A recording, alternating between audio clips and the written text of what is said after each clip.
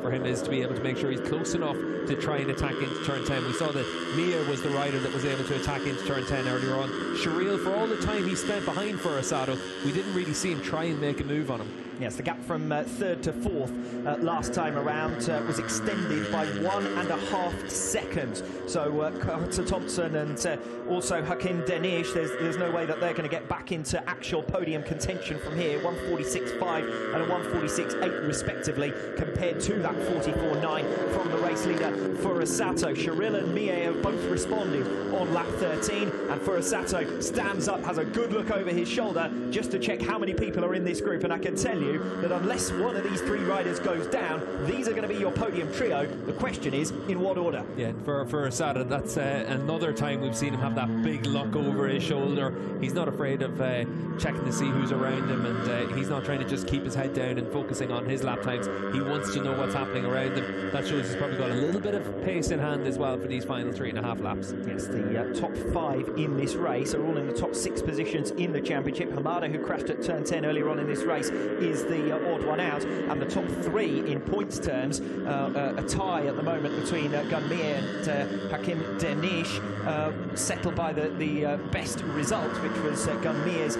second place in the opening race of this campaign, which means that the top 3 in the championship standings are the top 3 on track at present, and they are in the order they are in the championship, which would mean that the gaps between them all would continue to extend. 3 laps to go, and Shireel losing ground again around the first turn of lap 14 with a bit of an error. Yeah, Furasada's trying to turn the wick up now as well at this stage, and last time around he was able to lose a couple of tenths of a second with that look over his shoulder to see who was around him, but he's still got a good amount of pace in hand. We'll see if he's able to really try and stretch out his lead now in this lap. He looks like he's got his head down, wants to try and really be aggressive and open up a bit of a gap. It was only 0.2 of a second when they came across the line. It's up to half a second now. Yes, as you can see on the screen, the gap to the leader, 0.8 of a second for Mie in third position, and it could very well turn into a duel between Shireel and Mie here for second place, because Furasato really kicking on. Shireel responding around that latest sector through the twistier stuff and in towards turn 10. They're making their way now, the leaders, through turns 11 and 12. It switches on to the final sector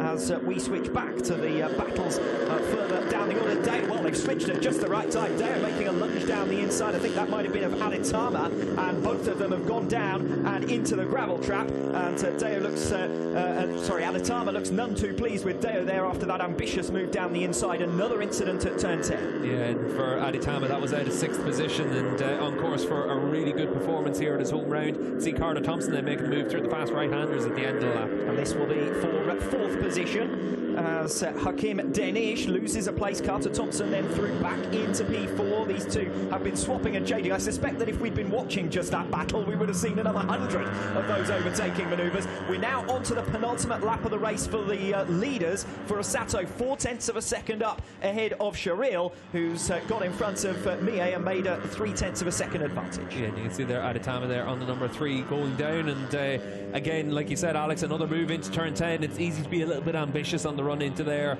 and just to have an instant like that at the front of the field, though. Furasada's doing a good job now just to keep that lead at around about 0.3 of a second. Shireel, master winner in Thailand 2018. He's fighting for the lead here against Furasato, the championship leader, who goes soaring around the outside bravely. 2 turns to go, 16 and now 17. They come through the left-hander, and it's Furasato who once again leads. It is Taiyo Furasato of Japan to make it 5 wins out of 5, and the inaugural race victory at the Mandalika International Circuit goes to Taiyo Furasato. The first time this season that he's been off pole position, the first time he's ever been off pole position in the Asia Talent Cup, but he doesn't disappoint. He comes through to the front. He leads almost throughout. Daniel Shireel was disappointed with that, shaking his head in his hands practically as he made his way back in towards turn number 1. Shireel second best, but only by 0.2 of a second. That's 3 races in a row now where he's tried to give Furasato a real run for his money.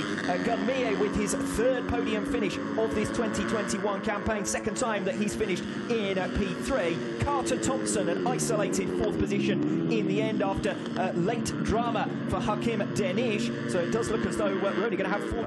Yes, Gunmir taking the third position in race 1. Just lacked a little bit of pace in the closing stages, dropped off on those last 2.5 laps and eventually finishes 1.4 seconds down. But he was able to take the fight to Furusato.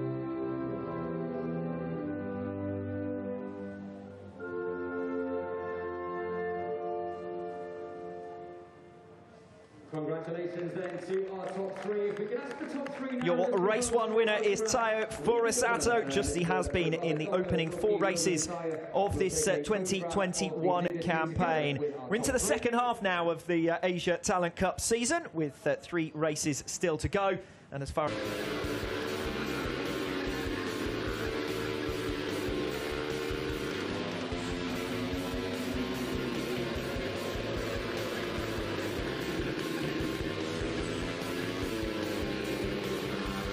tomorrow at midday. In the meanwhile, we'll leave you with the best of Friday's action, the first ever race from the Mandalika International Circuit.